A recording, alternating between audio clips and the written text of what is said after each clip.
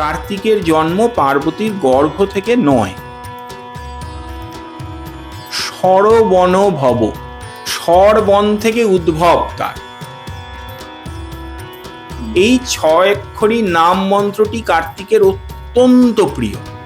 কোনো বিমানে কোনো ব্রহ্মা বসে আছেন যার 10টা মাথা, কোনো বিমানে একজন ব্রহ্মা বসে আছেন যার 100টা মাথা। ব্রহ্মা দেখছেন। কার্তিকের মায়ের দায়িত্বও কিন্তু পার্বতী পালন করেন। তার 6টি মুখ তৈরি হয়। কৃত্তিকা নন্দন কার্তিক।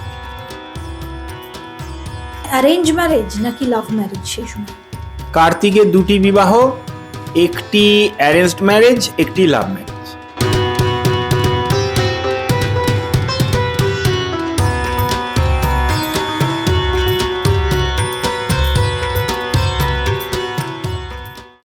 নমস্কার, মাইথোলজি বাই রেনেসার আরও একটা পডকাস্টে আপনাদের সবাইকে স্বাগত।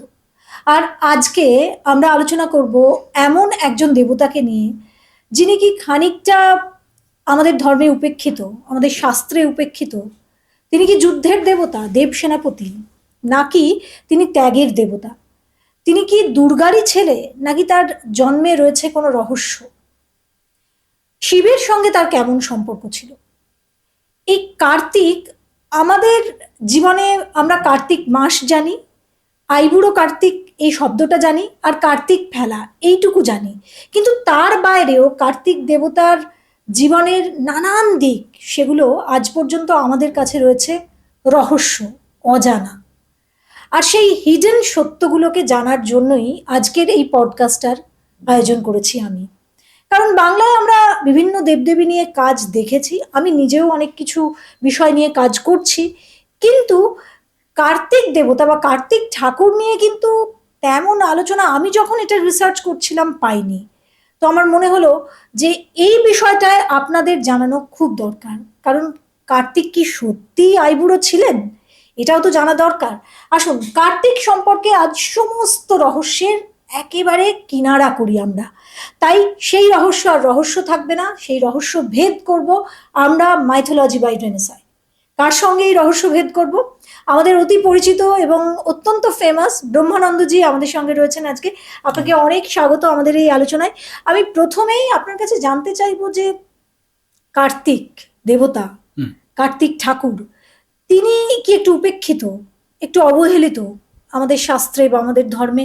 কার্তিক শুধু এই কার্তিক মাস আর আইবুড়ো কার্তিকেই কেন পড়ে থাকে?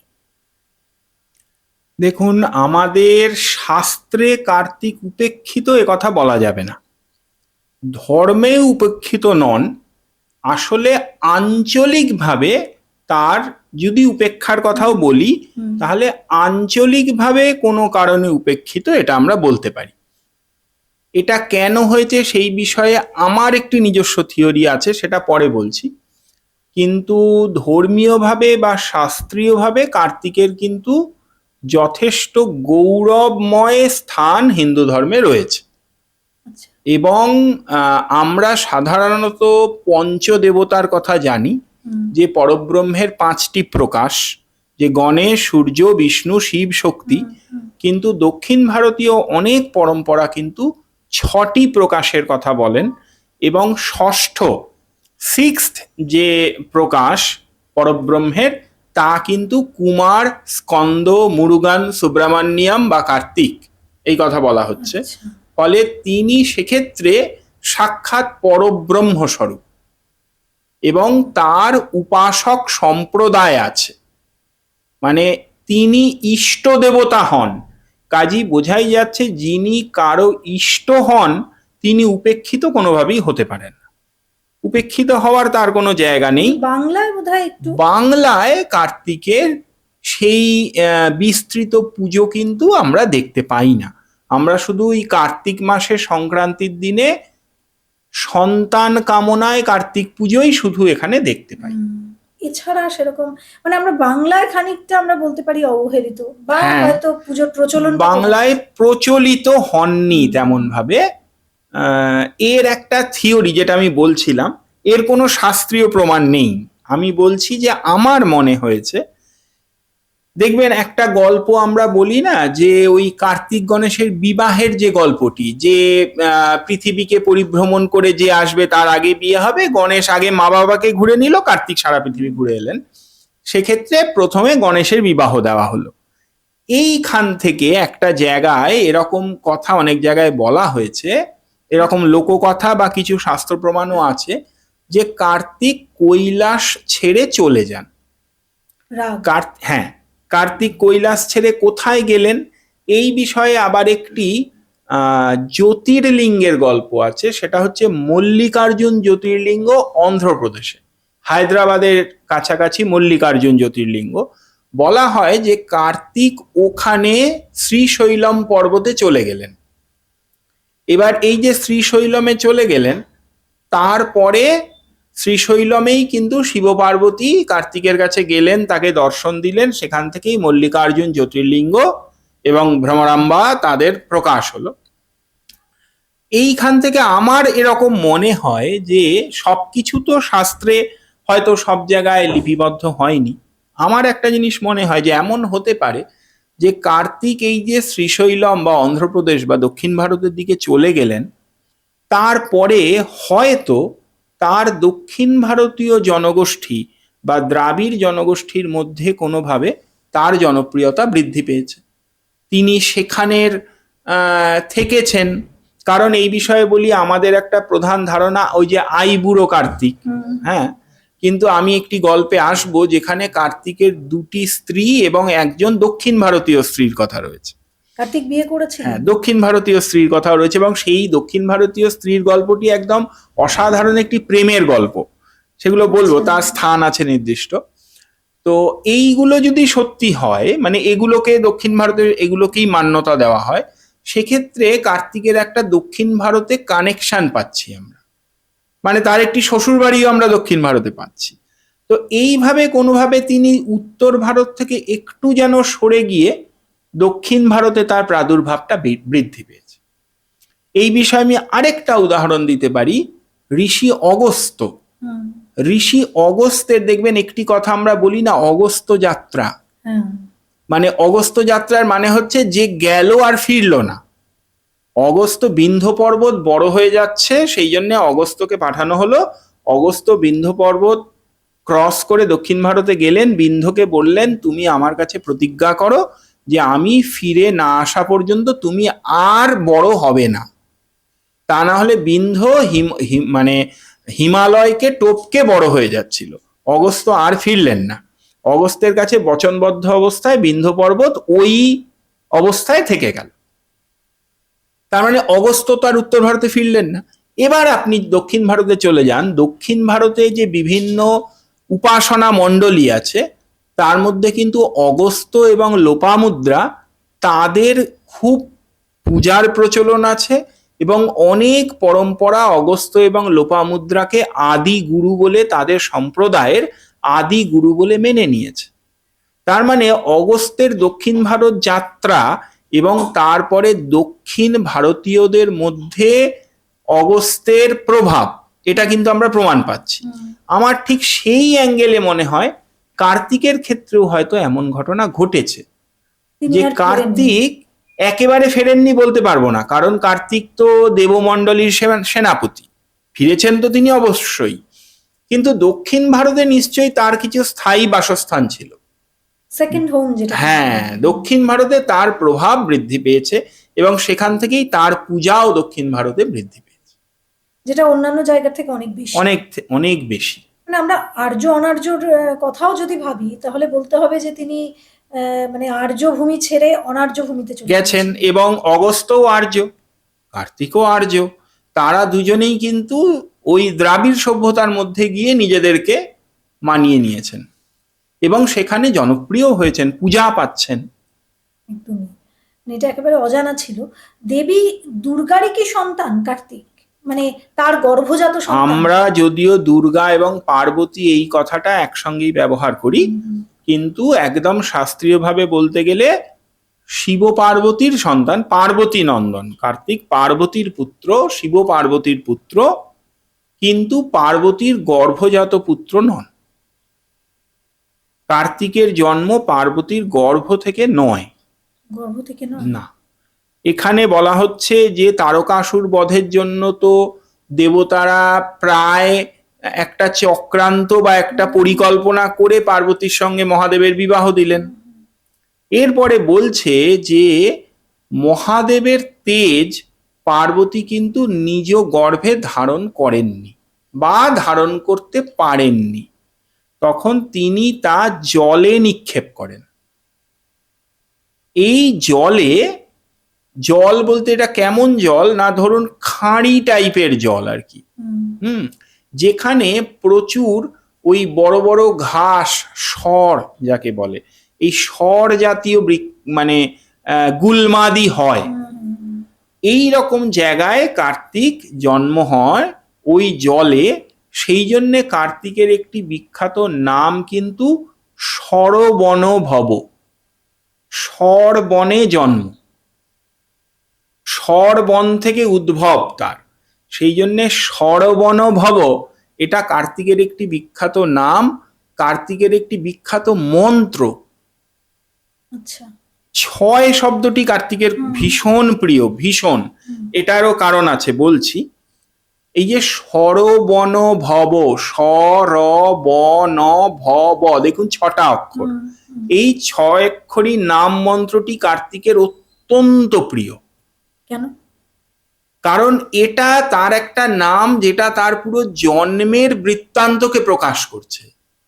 জন্ম বৃত্তান্তের পুরো জিনিসটা এই সরবণভব এই নামটার পেছনেই লুকিয়ে রয়েছে।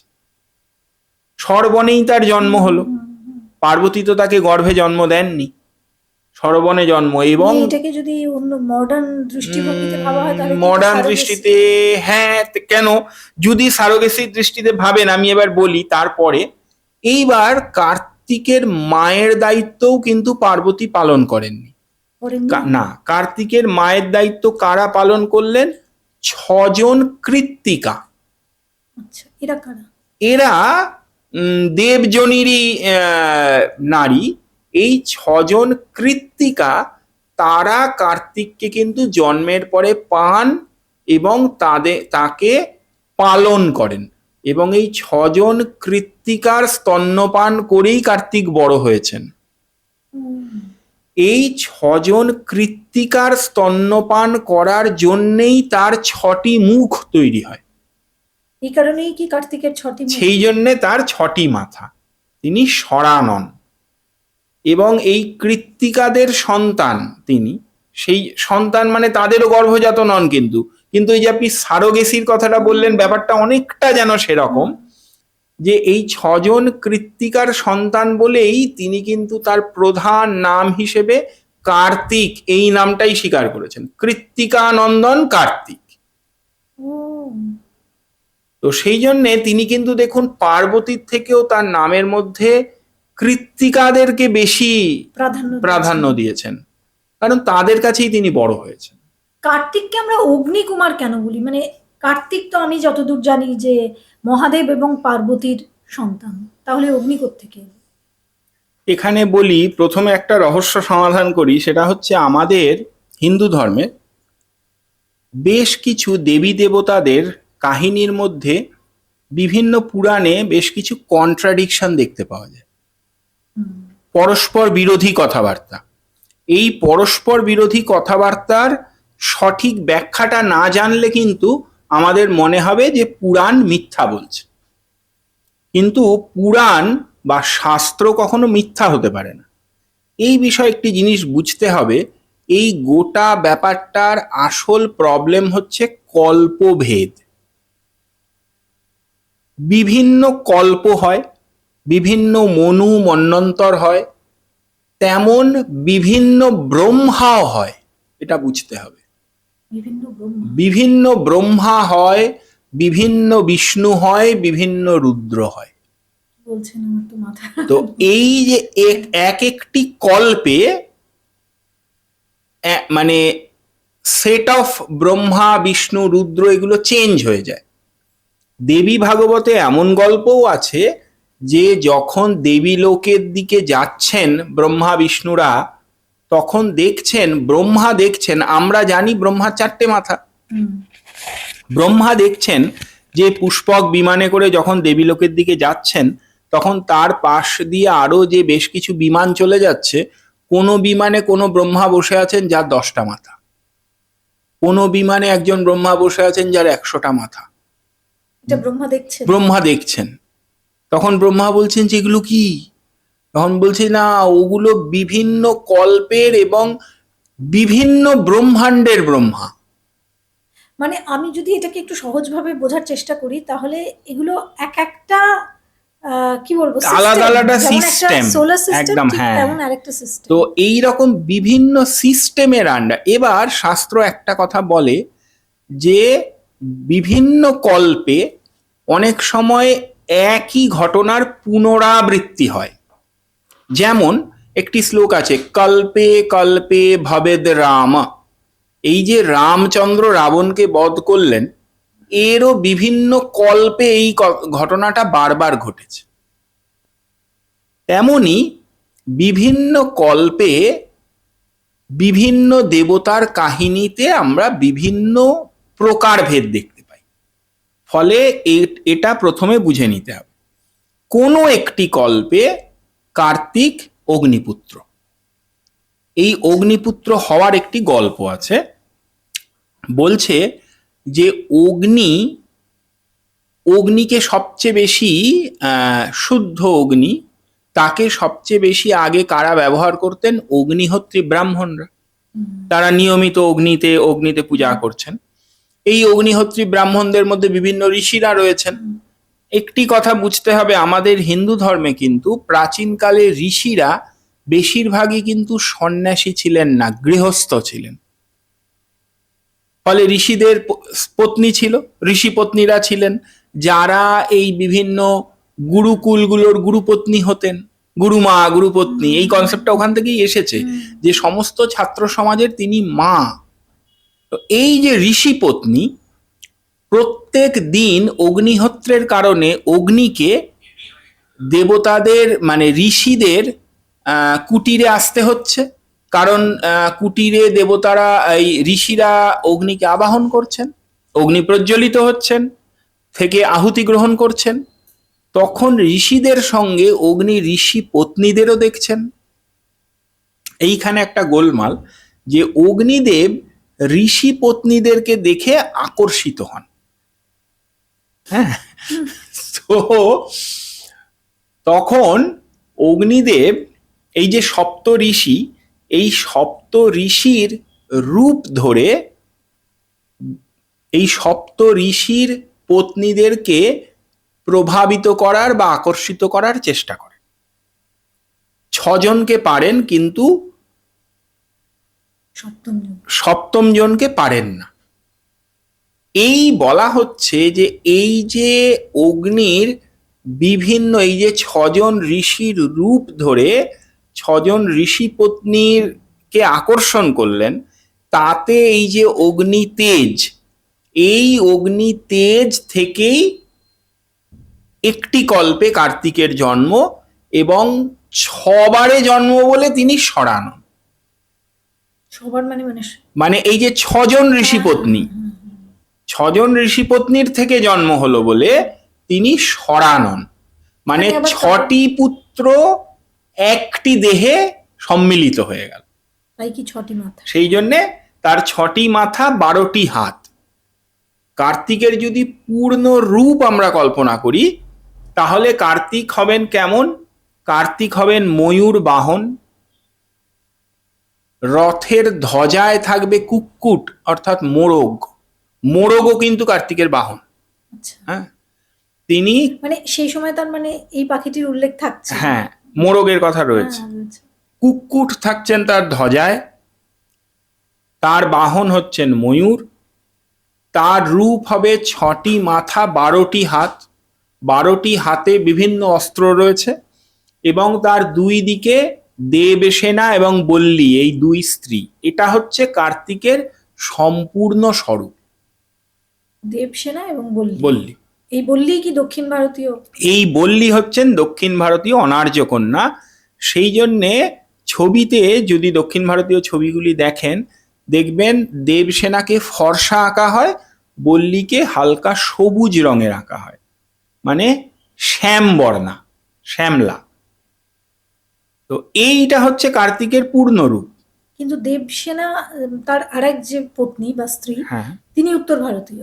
তিনি উত্তর ভারতীয়, তিনি দেবকন্যা, তিনি দেবকন্যা। এক্ষেত্রে বলা হচ্ছে যে কোথাও কোথাও বলা হচ্ছে তিনি ইন্দ্রের ভগিনী, আচ্ছা। কোথাও কোথাও বলা হচ্ছে তিনি ইন্দ্রের কন্যা। তো যাই হোক, ভগিনীও যদি হন, ভগিনী কন্যা সমাই, আমাদের শাস্ত্রে ভগিনী কন্যা সমা এবং জ্যেষ্ঠ ভ্রাতা পিতৃসম। আজকালকার দিনে কি বলবো, জয়েন্ট ফ্যামিলি ভেঙে গেছে, এই সমস্ত নেই। আপনি শরৎচন্দ্র বঙ্কিমচন্দ্রের গল্প পড়লেও দেখবেন বড় দাদার কথা কেউ কোনোদিন অমান্য করার সাহসী, মানে কল্পনাই করতে পারে। এবং সেই আগেকার দিনের বিয়েগুলোতে আমরা সিনেমায় দেখতাম উত্তম কুমারের, হ্যাঁ, সেই সময়কার সিনেমায় বরকর্তা আসছেন, বড় দাদা বর, হ্যাঁ, হ্যাঁ, এবং তার কথা অমান্য করাই ভাবাই যাবে না, মানে জ্যেষ্ঠ ভ্রাতা পিতৃসম। সেই দিক থেকে দেখতে গেলে দেবসেনা ইন্দ্রের ভগিনী হলে ইন্দ্রের কন্যাই, হ্যাঁ, ভগিনী কন্যা সমা। তো ইন্দ্র তাকে তার এই কার্তিকের হাতে সম্প্রদান করেন। তো এই যে দেবসেনা, এই দেবসেনাই কিন্তু আবার আমাদের অতি পরিচিত দেবী ষষ্ঠী। মানে কার্তিকের বউ ষষ্ঠী। হ্যাঁ, আমাদের এই যে মা ষষ্ঠী, হ্যাঁ, যাকে আমরা মোটামুটি বিড়ালের পিঠে চাপিয়ে একজন বেশ গোলগাল একজন গিন্নি বান্নি করে পুজো করি, এটা আমাদের বাংলা। দেখুন, মানে একটি কথা শিল্পশাস্ত্রে বা শিল্পাগমে বলা হয় যে যে কালে এবং যে প্রান্তে দেবতার পূজা হবে, দেবতার ভূষণ ইত্যাদি এবং রূপ ভূষণ ইত্যাদি সেই রকমই হবে। সেই জন্য আমাদের বঙ্গে ওরকম আটপৌড়ে করে শাড়ি পরা গোলগাল মা ষষ্ঠী, কিন্তু এই ষষ্ঠী হচ্ছেন দেবসেনা। এখানেও কার্তিকের ষষ্ঠী মানে দুর্গা বা চণ্ডী কেউ নয়, না না না, একদমই নন। ষষ্ঠী দেবসেনা কার্তিকের পত্নী, এবং তিনি এই দিক থেকে দেখুন, কার্তিকের যে একটি আসপেক্ট আমরা ধরি সুতপ্রদ, ধ্যানেও তাকে সুতপ্রদ, সন্তান প্রদায়ক দেবতা বলা হয়েছে। আবার ষষ্ঠীকেও আমরা পুজো করি সন্তানেরই মঙ্গল কামনা, সন্তানের সুরক্ষার জন্য। এই কানেকশন গুলো কেটে গেল কি করে? মানে কার্তিক, ষষ্ঠী, কোনোভাবে কানেকশন গুলো কেটে একটু বিচ্ছিন্ন হয়ে গিয়ে গোলমাল হয়ে গেছে আর কি। মানে আমার মনে হয় সেটা ছিল, কিন্তু আমাদের এত যুগ আগের সেগুলো হয়তো ভুলে গেছি আমরা কোনোভাবে বা ইত্যাদি। খুব ইন্টারেস্টিং বিষয়গুলো, মানে কার্তিক যে এত ইম্পর্টেন্ট আমাদের জীবনে এবং ভীষণই ইম্পর্টেন্ট আছে, সেটা বোঝার উপায় নেই। তিনি আছেন একটু লুক্কায়িত। হ্যাঁ, হ্যাঁ। কার্তিকের কোনো ছেলে মেয়ে ছিল? কার্তিকের সন্তানের কথা খুব প্রকটভাবে কিন্তু আমরা পাচ্ছি না, কিন্তু কার্তিকের বিবাহের কথা কিন্তু শাস্ত্রে খুব পরিষ্কার করে পাচ্ছি।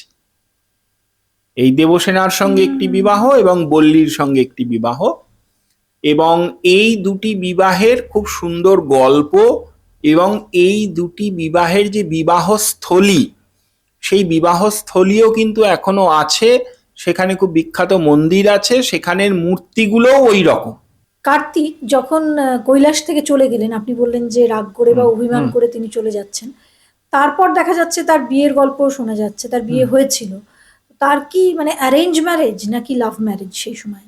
কার্তিকের দুটি বিবাহ, একটি অ্যারেঞ্জড ম্যারেজ, একটি লাভ ম্যারেজ। তার গল্প বলি। মাদুরাই আমরা চিনি সবাই, মাদুরাই থেকে 7 বা 8 কিলোমিটার দূরে একটি তীর্থস্থান আছে, তার নাম হচ্ছে তিরুপরমকুন্ড্রম।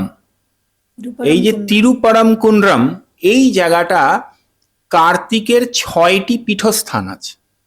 সেই 6টি পীঠস্থানের মধ্যে একটি হচ্ছে তিরুপরমকুন্ড্রম। এই তিরুপরমকুন্ড্রমে যে মূর্তি পুজো হয়, সেই মূর্তিতে কার্তিক রয়েছেন মাঝে, এক পাশে দেবসেনা, এক পাশে নারদ। কেন? নারদ ইন্দ্রের হয়ে দেবসেনার সম্বন্ধ নিয়ে গেছিলেন কার্তিকের কাছে।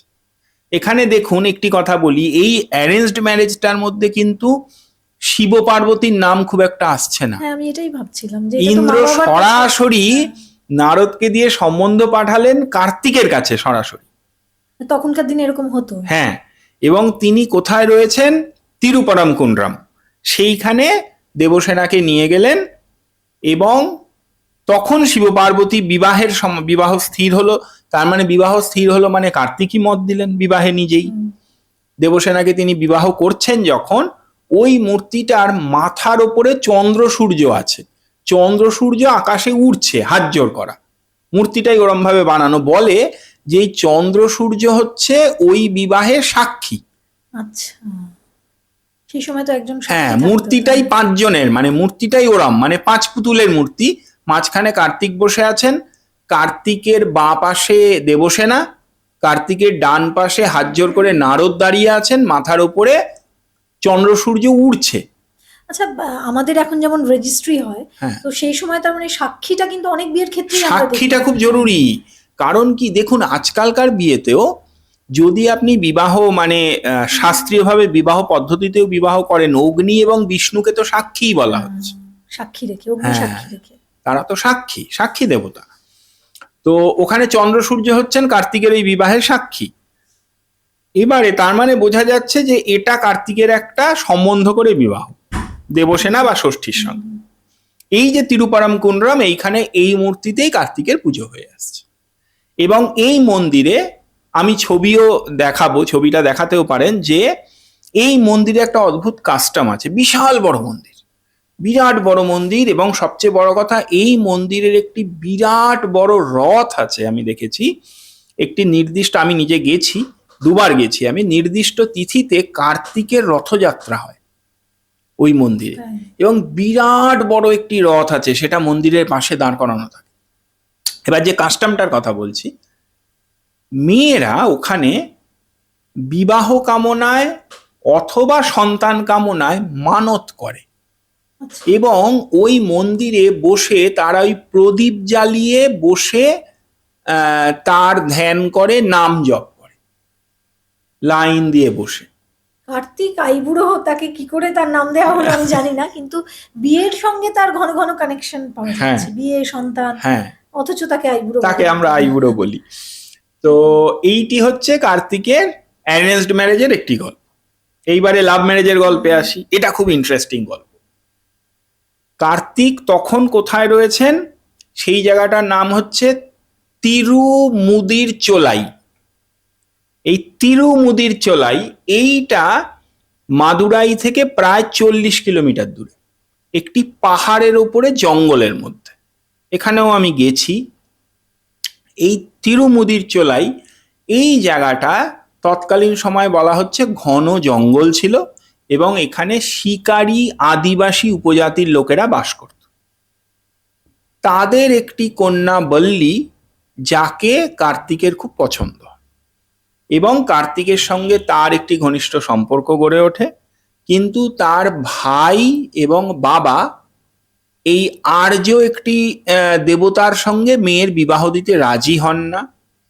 ভাই এবং বাবার সঙ্গে কার্তিকের যুদ্ধ হয়।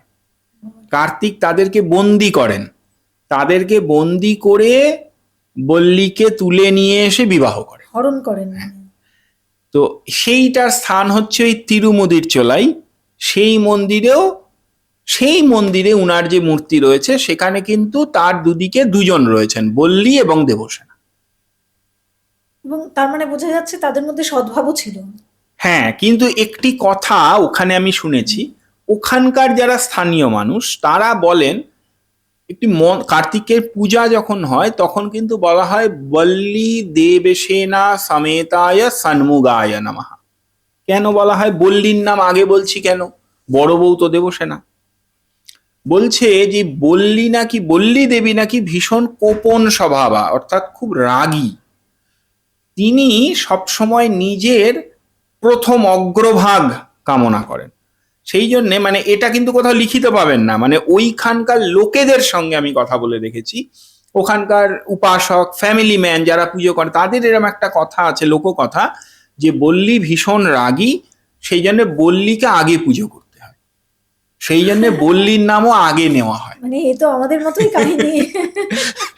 তো বল্লী দেবসেনা বল্লী সমেতায়ও বলা হয় না কিন্তু।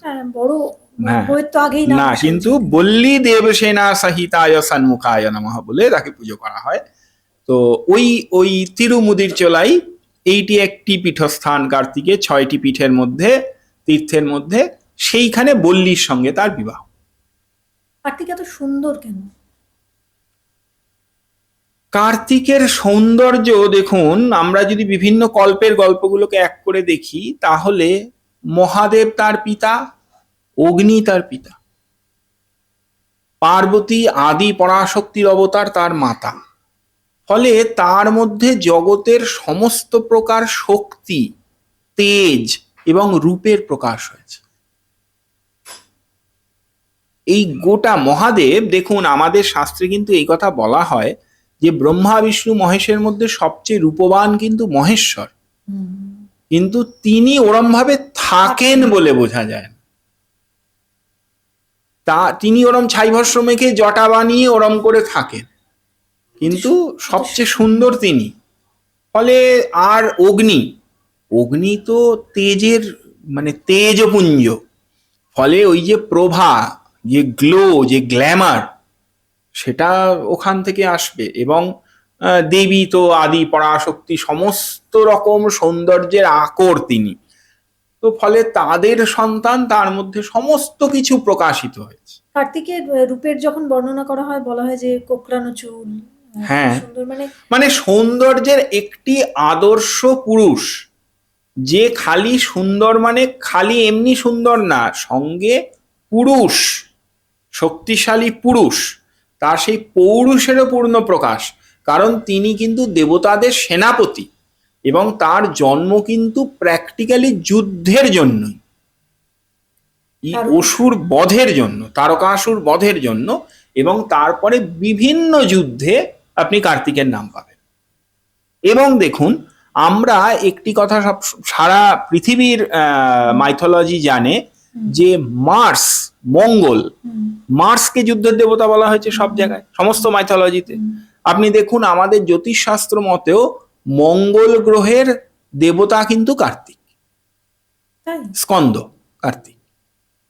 মানে মঙ্গল এবং কার্তিকের মধ্যে ভীষণ ক্লোজ কানেকশন। তার মানে কার্তিকের মধ্যে ওই তেজের প্রকাশটা কিন্তু আমরা পাচ্ছি। কার্তিকের বাহন ময়ূর, কেন বাঘ বা সিংহ নয়? এর একটি গল্প আছে এবং এই গল্পটির সঙ্গেও একটি তীর্থ জড়িত। বলা হচ্ছে যে সুরপদ্ম বলে একজন অসুর ছিলেন। এই সুরপদ্ম মহাদেবের কাছে বর পান যে তাকে কেউ মারতে পারবে না, প্রায় অমরত্ব। কার্তিকের সঙ্গে এই সুরপদ্মের, কার্তিকের কাজই তো যুদ্ধ, অসুর নিধন। তো এই সুরপদ্মের সঙ্গে কার্তিকের যুদ্ধ হয়। কার্তিকের হাতের যে প্রধান অস্ত্র, এই বিষয়েও বলি যে আমরা কার্তিককে তো তীরধনুক নিয়ে দেখে অভ্যস্ত, কিন্তু কার্তিকের প্রধান অস্ত্র কিন্তু শক্তি। শক্তি হচ্ছে এমন একটি অস্ত্র যাকে বলা হয় ভল্ল, বা দক্ষিণ ভারতীয় ভাষায় বলে ভেল। এই অস্ত্রটা কেমন? এই অস্ত্রটা হচ্ছে অনেকটা বল্লমের মতো দেখতে, মাথার ফলাটা হচ্ছে অনেকটা পানের মতো, ওই রকম গোল টাইপের ফলা, পান পাতা যেমন হয় ওই রকম। এটি পার্বতী কার্তিককে দিয়েছিলেন এবং পার্বতী যখন শক্তি অস্ত্র কার্তিককে প্রদান করেন তখন পার্বতীর বরদান ছিল সঙ্গে যে আদি পরাশক্তির যত প্রকারের শক্তি আছে সেই সমস্ত শক্তি এই শক্তি অস্ত্রের মধ্যে সমাহিত করে আমি তোমায় প্রদান করছি। ফলে ওই শক্তি তা পৃথিবীর সমস্ত অস্ত্রের থেকে শ্রেষ্ঠ। তো এই অস্ত্রটা কার্তিকই একমাত্র ধারণ করতে পারেন, সেটা হচ্ছে তার মায়ের আশীর্বাদে। অন্য কোনো দেবতা ওই অস্ত্র ধারণ করলে ভস্ম হয়ে যাবেন, কিন্তু তার মায়ের আশীর্বাদে কার্তিক ওই অস্ত্রের ধারক। তো কার্তিক ওই অস্ত্রটি প্রয়োগ করেন সুরপদ্মের উপরে। সুরপদ্ম দুটুকরো হয়ে যান, কিন্তু মৃত্যু হবে না। এবার তখন কি হলো, সুরপদ্ম দুটুকরো হয়ে গিয়ে দুটো পাখি হয়ে গেল। একটি পাখি হচ্ছে ময়ূর, একটি পাখি হচ্ছে মোরগ। এবার তখন কার্তিক এই দুটোকে ধরলেন, ধরে এই ময়ূর হলো তার বাহন, আর কুক্কুটও তার বাহন, মোরগও তার বাহন, কিন্তু কুক্কুটের স্থান হলো তার ধ্বজায়। সেই জন্যে কার্তিকের অনেক মূর্তিতে, যেখানে কার্তিকের ওই সরানন এবং 12 হাত দ্বাদশ ভুজ মূর্তি পাওয়া যায়, তাতে কার্তিকের হাতে ওই শক্তির সঙ্গে কি ধ্বজা থাকে। এই ধ্বজার মধ্যে কিন্তু ওই সব সময় কুক্কুট চিহ্ন থাকবে। কার্তিকের ধ্বজায় সব সময় মোরগ আঁকা থাকে। মানে সেই সময় কিন্তু আমাদের ধর্মে তার মানে মোরগকে স্বীকার করা হতো। হ্যাঁ, অবশ্যই। কিন্তু এই মোরগটা কিন্তু বন মোরগ, আচ্ছা, মানে গ্রামজ নয়, বন মোরগ। এবং এই যে গোটা ঘটনাটা, এর থেকে একটা ইন্টারেস্টিং জায়গায় আসছি। এই গোটা ঘটনাটা, এটা কার্তিকের একটা উগ্র রূপের প্রকাশ। এই ঘটনা রিলেটেড যে মূর্তি, সেটা পুজো হয় 3 নম্বর একটি কার্তিকের তীর্থস্থান, সেটি হচ্ছে তিরুচেন্দুর। এই তিরুচেন্দুর কন্যাকুমারীর কাছাকাছি পড়ে, ট্রেনে করে যাওয়া যায়, আমি গেছি। অসাধারণ সুন্দর একটি জায়গা। মন্দিরটা একদম সমুদ্রের গায়ে, মানে মন্দিরের মধ্যে সমুদ্রের জল ঢোকে। বিরাট বড় মন্দির চত্বর, যেখান দিয়ে লাইন দিয়ে মন্দিরে দর্শনের জন্য ঢুকতে হয়, ওখানে সমুদ্রের জল আসে, মানে একদম সমুদ্রের কূলে মন্দিরটা। এই তিরুচেন্দুর খুব প্রচন্ড ভিড় হয় তিরুচেন্দুর। এই তিরুচেন্দুর মন্দিরে কিন্তু কার্তিকের ওই উগ্র রূপ রয়েছে। এবং এই তিরুচেন্দুর একটি অদ্ভুত গল্প আছে। সেটা হচ্ছে, কোনো বিদেশি বণিকরা কার্তিকের এই মূর্তিটি ওই মন্দির থেকে তুলে নিয়ে নৌকা করে, মানে নৌকা করে পালিয়ে গেছিল। হ্যাঁ, যে এইটা তাদের দেশে নিয়ে যাবে, কারণ এর মধ্যে প্রচুর ওই দেখেছে বা শুনেছে এর প্রচুর মহিমা, এর কাছে যা চাওয়া যায় তাই হয়, নিজের দেশে নিয়ে যাবে বলে। তো কিন্তু ওই মাঝ সমুদ্রে ওই নৌকা ডুবে যায়, এবং তারপরে মন্দিরের অর্চকের কাছে স্বপ্নাদেশ হয়, তিনি আবার ওখান থেকে তুলে আনেন। তো এই যে তিরুচেন্দুর, এইবার বলি কার্তিকের অতি উগ্র রূপের প্রকাশ, অসুর নিধনকারী। আমরা বঙ্গদেশে কার্তিককে সুতপ্রদ, সন্তানপ্রদ দেবতা হিসেবে দেখে অভ্যস্ত। তিরুচেন্দুরে কিন্তু কার্তিকের মূল পুজো হয় শত্রু সংহার মূর্তি। এই যে শত্রু সংহার মূর্তি কার্তিকের, এই শত্রু সংহার ওখানে প্রয়োগ হিসেবে করা হয়। অর্থাৎ পরিষ্কার বাংলা কথায় যদি বলি, কার্তিকের ওই মূর্তি এবং ওই মন্ত্রের প্রয়োগ করা হয় মারণ ক্রিয়ায়। লোকে শুনলে খুব অবাক হবে, মারণ ক্রিয়ায় শত্রু সংহার ত্রিশতী আছে কার্তিকের, একটি মন্ত্র আছে শত্রু সংহার ত্রিশতী। এই শত্রু সংহার ত্রিশতী খুব কঠিন মন্ত্র, তার সামনে পেছন করে তার মানে অনুলোম বিলোমে প্রয়োগ আছে। এই শত্রু সংহার ত্রিশতী, ওখানকার পুরোহিতদের বক্তব্য, যেই শত্রু সংহার ত্রিশতীর একটি 6 দিনের প্রয়োগ আছে। এই 6 দিনের প্রয়োগ করলে যার উদ্দেশ্যে এই প্রয়োগ হবে তার মৃত্যু অবধারিত, মারণে প্রয়োগ হয়। তার মানে কার্তিককে এই লেভেলে প্রয়োগও কিন্তু হয়। মানে কার্তিক যতটা সুন্দর ততটা হ্যাঁ, ভয়ঙ্কর। আমি নিজে ওখানে গেছি, তাদের সঙ্গে কথা বলেছি, তাদের সেই পদ্ধতি আমার কাছে আছে, কিন্তু কোনোদিন প্রয়োগ করার দুর্বুদ্ধি আমার হয়নি, কিন্তু সেই পদ্ধতি আমার কাছে আছে। 6 দিনের একটি অত্যন্ত কঠিন পদ্ধতি, তাতে প্রচুর আয়োজনও লাগে, প্রচুর জিনিসপত্র লাগে। কিন্তু সেখানে আবার ওই মূর্তিতে, এখানে একটা মজা, ওরা আমাকে বলেছেন যে এই প্রয়োগটায় কার্তিকের পাশে বল্লী থাকবেন না। না, বলছে বল্লী এটার মধ্যে থাকেন না। এই মূর্তিতে কার্তিককে শুধু দেব সেনাপতি হিসেবে পুজো হবে, এবং কার্তিকের কোলে দেবসেনা বসে থাকবেন। মানে নিজেদের এরিয়ার মানুষকে একটু সেটাও হতে পারে। তো যাই হোক, দেবসেনা থাকবেন এই কর্মটায়। দেখুন, মানে আমাদের ধর্মে কিন্তু একটি কথা বারবার বলা হয়, শক্তিবিহীন অবস্থায় কিন্তু কোনো দেবতাকেও আমরা সাধারণত পূজা করি না।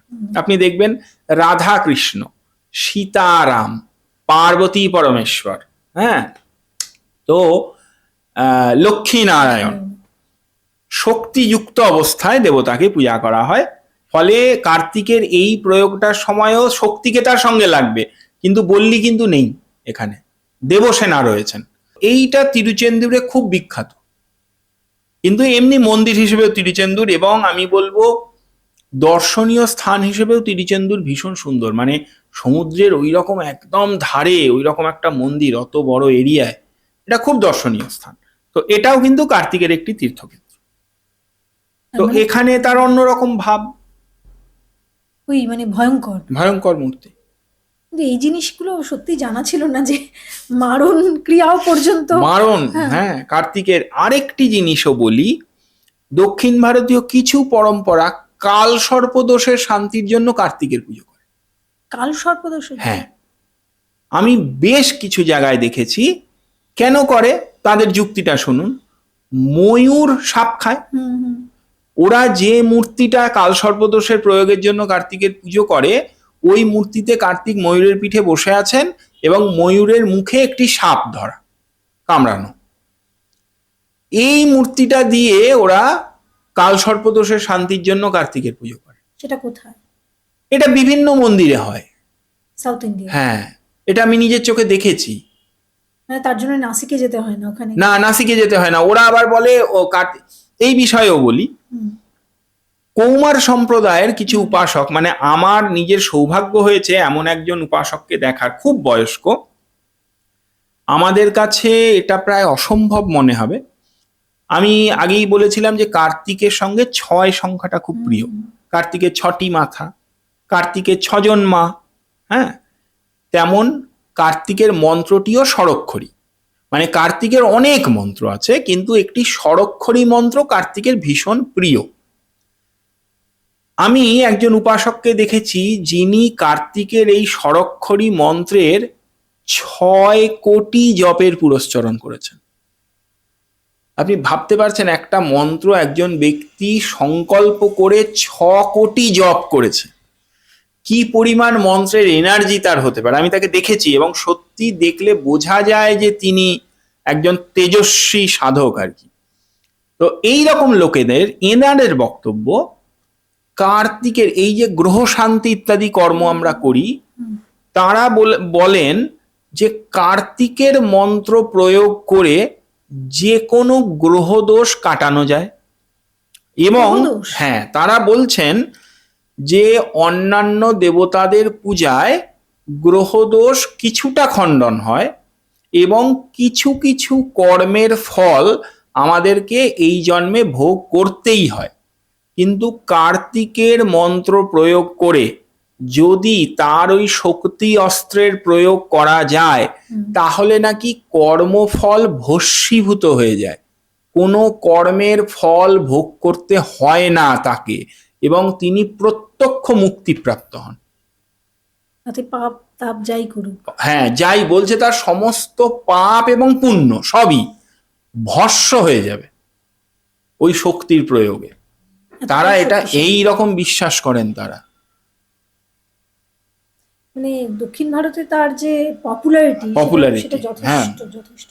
আমি আরেকটা বিষয় আপনার কাছে জিজ্ঞেস করতে চাইবো যে কার্তিক মানেই বলা হয় যে যুদ্ধের দেবতা, কিন্তু যুদ্ধের দেবতার সঙ্গে সঙ্গে আরো একটা তার সম্পর্কে শোনা যায় যে তিনি নাকি ত্যাগেরও দেবতা। এটা কি সত্যি?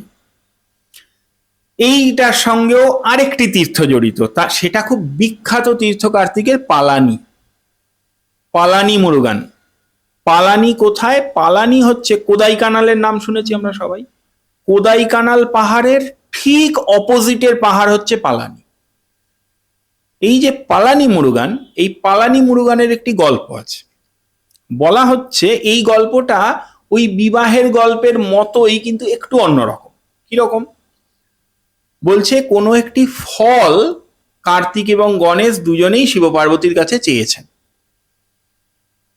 কিন্তু একটি শর্ত দেন শিব এবং পার্বতী, এবং সেই শর্ত পূরণ করার, মানে গণপতি সেই শর্ত আগে পূরণ করে সেই ফলটি আগে খেয়ে ফেলেন। তখন কার্তিকের মনে হয় যে আমার নিজের মধ্যে আরো কিছু শক্তি জাগ্রত করার প্রয়োজন আছে, তার জন্য কিছু সাধনার প্রয়োজন। তিনি সেই জন্য পালানি পর্বতে চলে যান। পালানির ওই পর্বতে, না পার্বতী না, মানে কার্তিক।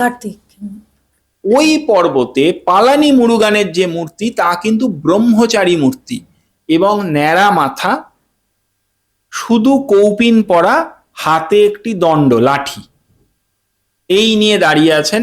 এই মূর্তিতে পালানি মুরুগানের পুজো হয় এবং বলা হয় কার্তিক ওখানে তীব্র তপশ্চর্যা করেন, করে তার মধ্যে আরো দিব্য সত্তাকে জাগ্রত করেন। এই যে পালানি মুরুগান, এই পালানি বিখ্যাত তীর্থ, মানে 6 অ্যাবোর্ডস অফ লর্ড মুরুগান, তার মধ্যে এটি একটি। আচ্ছা। এবং বলতে গেলে এটি মুখ্য, সবচেয়ে জনপ্রিয়। এই মূর্তিটার একটি বিশেষত্ব আছে, আমি বলি। পালানিতে যে মূর্তিতে মুরুগানের পুজো হয়, এই মূর্তিটা বিভিন্ন রকমের বিষ দিয়ে তৈরি। বিষ সাপের? সাপের, জগতের বলছে যত রকম বিষ হতে পারে সমস্ত বিষাক্ত বস্তু দিয়ে এই মূর্তিটি তৈরি করেন একজন সাধক, যিনি কার্তিকের উপাসক ছিলেন। তার মন্দির আছে ওইখানে, তার নামটি আমি ভুলে গেছি এখন, তার মন্দির আছে ওখানে। এই বিষের, কার্তিকের কৃপায় তিনি নাকি এই বিষের এমন কম্বিনেশন শিখেছিলেন, যে কম্বিনেশন দিয়ে এই মূর্তিটি তৈরি। এই মূর্তিকে রোজ অভিষেক করানো হয়, দুধ ইত্যাদি দিয়ে অভিষেক করানো হয়, এবং ওই মূর্তিটাকে ধুয়ে ওই দুধটা যে বেরোয়, এই দুধটা ওনারা ধরে রাখেন, সংগ্রহ করেন, এবং খুব কঠিন কঠিন রোগের রোগী যারা, তারা ওই মন্দিরে যায় একটি বিশেষ পূজা করতে, তাদেরকে ওই বিষ ধোয়া মূর্তির ওই যে দুধটা, ওটা পান করানো হয়, এবং বলে যে অতি কঠিন রোগও ওতে সেরে যায়। ওটা হচ্ছে মানে বিষে বিষে বিষক্ষয়ের একটা গল্প, যে এমন কম্বিনেশনে ওই বিষগুলো দিয়ে ওই মূর্তিটা বানানো, যে ওই মূর্তির ওই যে এক্সট্রাক্ট যেটা বেরোয় সেটা অমৃত তুল্য। তো এই জন্য পালানি মুরুগানে যে কি ভিড় হয় আপনি কল্পনা করতে পারবেন না, এত ভিড় হয়। লোকে, কিছু লোক পায়ে হেঁটে ওঠে, আজকাল ইয়ে হয়েছে ওই যে রোপওয়ে, আমি রোপওয়েতেই উঠেছিলাম, কিন্তু দর্শন অসম্ভব ভালো, এবং মানে একটা ফিলিংস হবে ওখানে পৌঁছলে, যে না, জায়গাটার মধ্যে একটা দিব্য ভাব আছে, পুরো বোঝা যায়। আপনার সঙ্গে হয়েছে? হ্যাঁ, এবং ওই মানে ঋষির মন্দিরও আছে ওখানে, যিনি ওই বিষের কম্বিনেশনটা তৈরি করেছেন, ওই বিষ সিদ্ধ যিনি আর কি। ভয়ঙ্কর। আমি এরপরে আপনার কাছে জানতে চাইবো যে কার্তিকের এই যে পুজোটা বাংলার ক্ষেত্রে যদি আমরা চলে আসি, এটা তো গেল সাউথ ইন্ডিয়ার কথা, কিন্তু বাংলায় যখন আসছি তখন কার্তিক যেন কেমন সবার শেষে, কার্তিক যেন কেমন হারিয়ে হারিয়ে, কার্তিককে যেন আমরা কেমন দূরে দূরে রাখছি। আর কার্তিক যদি কারোর বাড়িতে পড়ে, সেটাও যেন একটা ভালো খবর, যেমন অনেকের কাছে সেটা আপদও বটে। কার্তিক মানে একটা জ্বালা, মানে একটা দায় চাপলো, মানে খানিকটা জোর করে পুজো করো, এরকম ব্যাপার। কেন কার্তিক এতটা হারিয়ে গেল কেন আমাদের বাংলায়? দেখুন, এইগুলো না কিছু লোক সংস্কৃতি বা ইত্যাদি তারপরে বিকৃত হয়ে যায়। বঙ্গে কিন্তু আমি বলবো একটা সময় বৃহৎ পরিমাণে কার্তিক পূজার প্রচলন ছিল। তার দুটি উদাহরণ বলি। যারা ওই বাঁশবেড়িয়ার কার্তিক পুজো দেখেছেন, সেখানে দেখবেন সেখানে কিন্তু এখনো ওই 6 মাথা কার্তিকের পুজো হয়, মাটির মূর্তি করে 6 মাথা কার্তিক আছে। কিন্তু তার মানে বঙ্গের মানুষ হরানন কার্তিককে চিনতেন না তা নয়, ভুলে গেছেন। আচ্ছা, এইবারে বলি, কার্তিক ব্রত অনেকের বাড়িতে ছিল, আর এখন সেটা উঠে গেছে। কার্তিক ব্রতই কিন্তু কার্তিকের সারা রাতের 4 প্রহরের পুজো হয়, এবং সেই পুজোটা কিন্তু এই রকম ছেলে খেলার পুজো নয়, 4 প্রহর ব্যাপী পুজো হয়। এবং সেই পুজোয় রাত্রিবেলা আবার তীর ধনুক দিয়ে শিকার করার একটা রীতি ছিল, যে কিছু একটা শিকার করে আনতে হবে। তার মানে কি, মানে ওই যে যুদ্ধ, ওই যে ব্যাপারটা, মানে অস্ত্রের প্রয়োগ, এই ব্যাপারটা কিন্তু যে কার্তিকের সঙ্গে জড়িত, সেটা কিন্তু লোকাচারে ওই রাত্রিবেলা শিকার করে আনা। এবং বাংলাদেশে অনেকে বলে রাত্রিবেলা বাদুড় মারতে হয় কার্তিক পুজোয়। তো এই ব্যাপারগুলো কিন্তু ভীষণভাবে আসলে অপভ্রংশ, কিন্তু কার্তিক পুজোর প্রচলন ডেফিনেটলি ছিল এবং খুব স্ট্রংলি ছিল। হুম, এটা না থাকার কোনো কারণ নেই। ধীরে ধীরে জিনিসটা হারিয়ে গেছে। হারিয়ে গেছে, তারপরে এখন যেন একটু ছেলে খেলায় পরিণত হয়েছে। এখন কার্তিক যেটা ফেলে দেওয়া হচ্ছে, যেভাবে। ফেলে যাচ্ছেন, কেউ সসম্মানে পুজো করছেন, আমি নিজের চোখে এমন ঘটনাও দেখেছি যে নিয়ে গিয়ে গাছতলায় ফেলে দিয়ে আসছেন। হুম, তো এইগুলো কিন্তু দেবতার সঙ্গে করা ঠিক না, এবং কার্তিক কিন্তু ছেলে খেলার মতো দেবতা নন। হ্যাঁ, এই তো যা যা ঘটনা হ্যাঁ, শুনছি, হ্যাঁ একেবারেই। কার্তিক মাসে প্রদীপ জ্বালানোর ব্যাপারটার সঙ্গে কার্তিকের কি সম্পর্ক? না, আসলে কার্তিক মাসের প্রদীপ জ্বালানোর ব্যাপারটা কিন্তু একটু বৈষ্ণবীয় কালচার। কার্তিক মাস হচ্ছে দামোদর মাস, ওটা আসলে দামোদর দীপদান। আচ্ছা, মানে এর এর সঙ্গে কার্তিকের কোনো কার্তিক সম্পর্ক? জড়িত নন, এটা হচ্ছে দামোদর মাসের দীপদান। এইটার একটা দীপদানের ব্যবস্থা শাস্ত্রে আছে। যে যে মাসগুলো আমাদের রয়েছে তার মধ্যে হঠাৎ করে কার্তিক মানে এক দেবতার নামে মাস কেন? আসলে নক্ষত্রের নামে, কৃত্তিকা নক্ষত্রের নামে মাস। আচ্ছা, সেখান থেকে কৃত্তিকা একটি নক্ষত্র তো, সেই এবং ওই কার্তিক আর নক্ষত্রের সঙ্গে কার্তিকের কানেকশন। কার্তিক যুদ্ধের দেবতা, কার্তিক সন্তান প্রাপ্তিরও দেবতা, হুম, কিন্তু কার্তিকের সঙ্গে জ্ঞান ভক্তি এসবের কি কোনো সম্পর্ক রয়েছে? ডেফিনেটলি আছে। কার্তিকের একটি রূপের কথা বলা হয়েছে, তাকে বলছে সোমস্কন্দ মূর্তি। এই সোমস্কন্দ মূর্তিতে আবার একটি রূপ আছে, তাকে বলে ব্রহ্মশাস্তা। এইসব ক্ষেত্রে বলা হচ্ছে যে কার্তিক একবার প্রজাপতি ব্রহ্মাকে প্রশ্ন করেন যে ওমকারের প্রকৃত অর্থ কি। তখন ব্রহ্মা, যিনি বেদ বক্তা, সেই ব্রহ্মার ব্যাখ্যাতেও কার্তিক সন্তুষ্ট হন। তখন তিনি বলেন যে না, এই ব্যাখ্যাও সম্পূর্ণ নয়। তো তারপরে কার্তিক সমস্ত দেবতাদেরকে ডেকে ব্রহ্মা, বিষ্ণু, মহেশ প্রত্যেকের সামনে ওমকারের প্রকৃত ব্যাখ্যা দেন এবং নিজের ব্রহ্মস্বরূপ প্রকাশ করেন, যে তিনি সাক্ষাৎ পূর্ণ ব্রহ্ম। তার মূর্তি হয়। তো এই যে ব্রহ্মশাস্তা মূর্তি অথবা সোমস্কন্দ মূর্তি ভগবান কার্তিকের, তো এই সোমস্কন্দ মূর্তিতেও দেখা যায় যে কার্তিক, শিশু কার্তিক, তার শিবের কোলে দাঁড়িয়ে শিবের কানে কানে মন্ত্র বলছেন। মানে এই মূর্তিটা যেখানে পুজো হয় তার নাম হচ্ছে স্বামী মালাই। স্বামী মালাই কার্তিকের এই তীর্থস্থানগুলির মধ্যে একটি, যেখানে কার্তিকের সোমস্কন্দ মূর্তি পুজো হয়। এই সোমস্কন্দ মূর্তিতে তিনি কিন্তু শিবেরও গুরু স্বরূপ। এই সমস্কন্দ, এইগুলো আমাদের এখানে লোকজনেরা শুনলে খুব অবাক হয়ে যাবে, কিন্তু স্বামীমালাই গেলে দেখতে স্বামীমালাই মন্দিরের ভাস্কর্যই সেটা, যে শিবের কোলে দাঁড়িয়ে শিবের কানে বলছেন। মানে ওই জায়গায় শিবের থেকেও একটা বড় জায়গা দেওয়া হচ্ছে হ্যাঁ, কার্তিককে। পূর্ণ ব্রহ্মস্বরূপ কার্তিককে বলা হচ্ছে। ওই যে বলছি না যে কৌমার সম্প্রদায়, তাদের ইষ্ট দেবতা কার্তিক এবং তাদের কাছে কার্তিকই ব্রহ্ম। তো স্বামীমালাইতে সেই মূর্তি সেটা রয়েছে। সেই হচ্ছে। তো ফলে কার্তিকের সঙ্গে কিন্তু বেদ বেদান্ত ব্রহ্মজ্ঞান তার প্রত্যক্ষ যোগাযোগ রয়েছে। যখন আমি কৌমার সম্প্রদায়ের দৃষ্টিতে কার্তিককে দেখছি, তখন তিনি কিন্তু শুধু যুদ্ধ মারামারির দেবতা নন, তার মানে কার্তিক এক এক জায়গায় এক এক রকম এক একটা রূপে প্রকাশিত। প্রকাশিত, এবং সেটা যথেষ্ট প্রভাবশালী আমরা বলতে যথেষ্ট পারি। প্রভাবশালী, এবং তার বড় বড় মন্দির, বড়, আমরা অত বড় বড় কার্তিকের মন্দির এখানে দেখেই ভাবাই অভ্যস্ত যায় নই। না। বিরাট, এই যে যেগুলো নাম বলছি, তিরুত্তানি, তিরুচেন্দুর, স্বামীমালাই, পালানি, লক্ষ লক্ষ ভক্তের ভিড় এবং বিশাল বিশাল মন্দির। কার্তিক আর গণেশের মধ্যে কি কোনো দ্বন্দ্ব ছিল? এটা কিন্তু সর্বত্রই দেখানো হচ্ছে। ওই বিবাহের ক্ষেত্রে ওই গল্পটা রয়েছে। গণপতির সঙ্গে একটা তাত্ত্বিক বিরোধ কিন্তু আমরা দেখতে পাচ্ছি। আবার বহু জায়গায় কার্তিক এবং গণেশকে পাশাপাশি দাঁড়িয়ে আছেন এরকম মূর্তি পুজো হয়।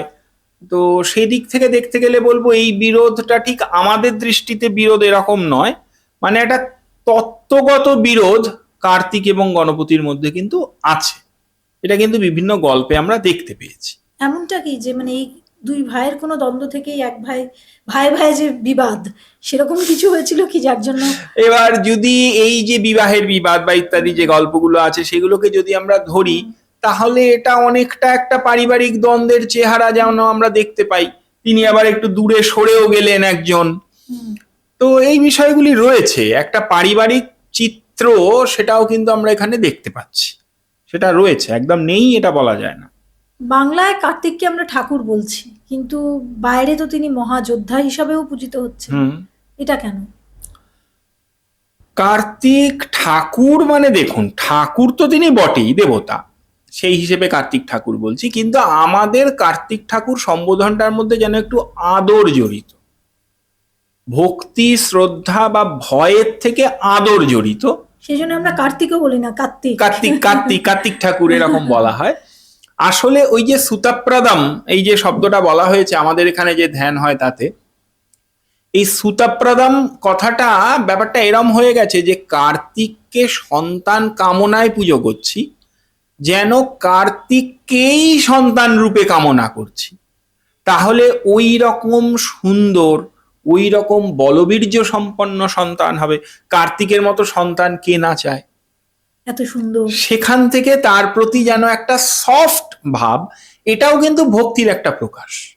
এটা কিন্তু অশাস্ত্রীয় বলা যায় না। এটাও এই যে বাৎসল্য ভাব, এটা কিন্তু ভক্তির একটা প্রকাশ। বাৎসল্য একটা ভাব আমরা তো এইভাবেই অ্যাকসেপ্ট করেছি আমাদের, হ্যাঁ, যেমন আমাদের কাছে নিজের মা করে দুর্গা, নিয়েছি, মা নিজের করে কালী, নিয়েছি। নিজের হ্যাঁ, করে নিয়েছি। আবার বলি, দুর্গা পূজায় তো আমরা দুর্গার সঙ্গে কার্তিকের পুজো করি।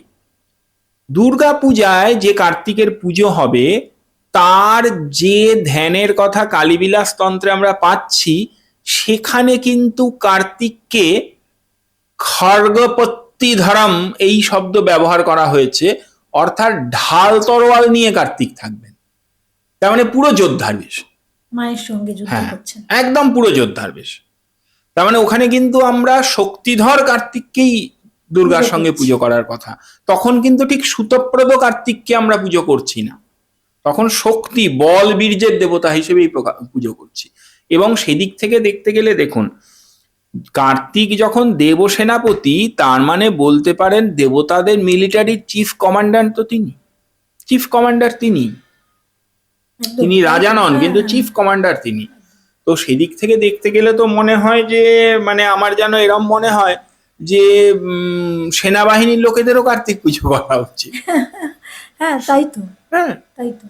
কারণ তিনি তো যুদ্ধ শেখাবেন, তিনি তো এবং যুদ্ধের তারপরে দেবতা। হোক বা যে জন্যই হোক, তিনি যে সাউথ ইন্ডিয়ায় চলে যাচ্ছেন, দক্ষিণ ভারতে গিয়ে হ্যাঁ, সাম্রাজ্য বিস্তার করছেন, হ্যাঁ, successfully করছেন, সাকসেসফুলি করছেন, successfully ভয়ে নয়, হ্যাঁ, ভক্তিতে মানুষ তাকে হ্যাঁ, শ্রদ্ধা হ্যাঁ। করছে।